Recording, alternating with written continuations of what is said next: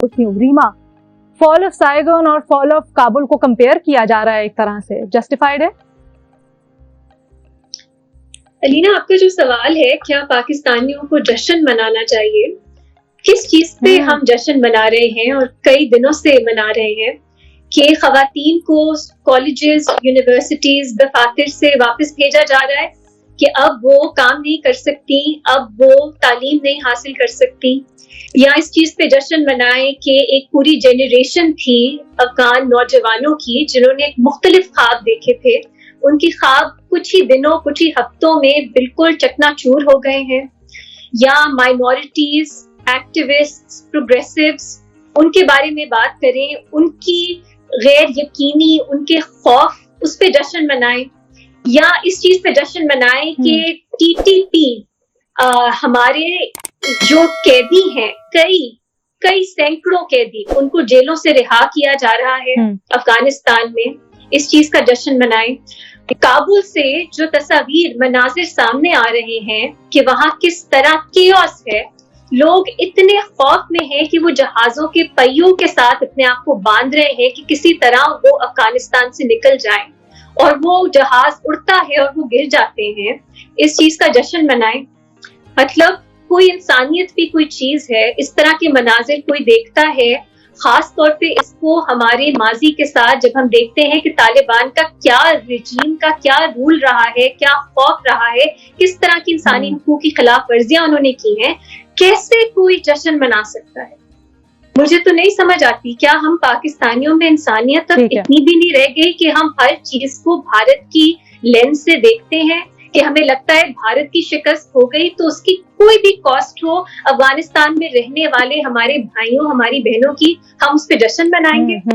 और स्ट्रेटेजिकली अलीना, चले अगर आप में इंसानियत नहीं है तो स्ट्रैटेजी वाइज क्या हमें सच में लगता है कि ऐसी पाकिस्तान में हम तालिबान को बैन करेंगे, उन्हें मुल्क दुश्मन कहेंगे, और अफगानिस्तान में जब वो पावर में होंगे तो उसका हम जश्न मनाएंगे? हम इतने नाइव हैं कि हमें लगता है कि हमारे यहाँ उसका कोई असर नहीं होगा। हम अपने लिए जो चाहते हैं वो हम अपने नेबर्स के लिए क्यों नहीं चाहते?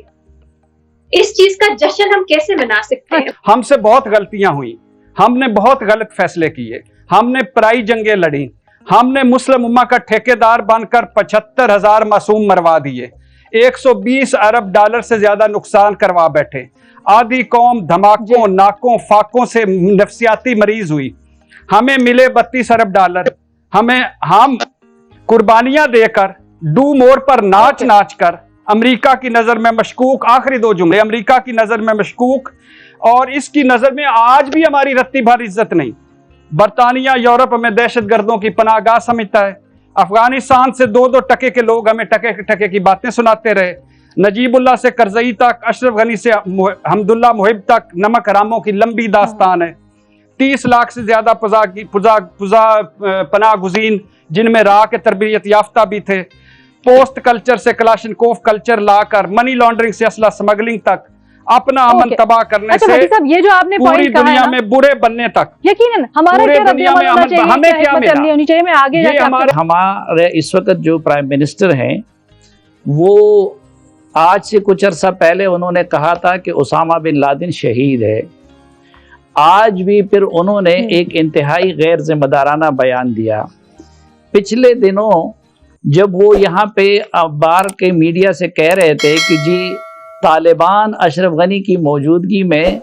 उनकी टीम से मुज़ाकरात नहीं करना चाहते, तो जिस वक़्त वो ये इंटरव्यू उनका अनेर हो रहा था, उस वक़्त अशरफ गनी की टीम और तालिबान के नुमाइंदे एक दूसरे के आमने सामने बैठे थे। और आज जिस वक्त उनका ये बयान आ रहा था, तो उस वक़्त उनके वज़ीर इत्तलाआत फवाद चौधरी और उनके national security adviser Moeed Yusuf, वो हमें ब्रीफिंग दे रहे थे और हमें ये समझा रहे थे कि हमें तालिबान की पता पे जश्न नहीं मनाना चाहिए। और जब मैं उस ब्रीफिंग से निकला तो मैंने प्राइम मिनिस्टर का वो बयान ट्विटर पे देखा। तो 2 दिनों से अपने मुल्कों के अंदर कांग्रेस के सामने और मीडिया की नज़रों में जो बाइडन का हशर हो रहा है, फिर बरतानिया में जो बरतानिया के प्राइम मिनिस्टर का जो हशर हो रहा है, और फिर यूरोपियन ममालिक के और नेटो के सरबराहों का जो हशर हो रहा है, तो उन्होंने अपना ये गुस्सा किसी पे उतारना होगा। तो अगर अफगानिस्तान में स्टेबिलिटी आई और तालिबान ने ह्यूमन राइट्स की पासदारी की और पॉलिटिकल रिकन्सिलिएशन हुई, तो फिर तो ये आरजू हमारी पूरी हो सकती है कि चलो वहाँ से पाकिस्तान की बेशिंग भी नहीं होगी और वहाँ से भी प्रेशर नहीं होगा। लेकिन जिसका इम्कान बहुत कम आता है, अगर तालिबान ने माजी पे इसरार किया तो उस सूरत में एक तो पाकिस्तान को टीटीपी की सूरत में बदतरीन रद्द अमल का सामना करना होगा, दूसरी तरफ उधर से अमेरिका का डंडा होगा, तीसरी तरफ से मगरिबी दुनिया का होगा, चौथा फिर ये होगा कि ट्राइबल एरिया में पहले से एक होस्टाइल माहौल है आपके लिए। अब मैं इस बात पे भी हैरान हूं कि हमें पिछले 3 महीनों में जो ब्रीफिंग्स दिए गए, हमें बहुत आला सतह पे जो लोग डील करने वाले हैं उनकी तरफ से बताया गया कि टीटीपी और टीटीए वो एक ही सिक्के के 2 रुख हैं। और आज इस मुल्क के प्राइम मिनिस्टर और उनके वुज़रा, और चलो मजहबी जमातों का तो हम फिर कोई गिला ही नहीं करेंगे, वो उनकी फतह पे जश्न मना रहे हैं।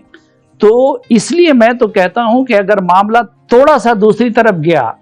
तो पाकिस्तान पे इंतहाई मुश्किल वक्त आ सकता है। और ये जिस चीज का हम ख्वाब देख रहे हैं कि पॉलिटिकल रिकन्सिलिएशन होगी और तालिबान तब्दील होंगे, उसके इम्कानात बहुत ज्यादा कम है। इसलिए हमें कम से कम अपने मुंह बंद रखने चाहिए, अगर और कुछ नहीं कर सकते तो।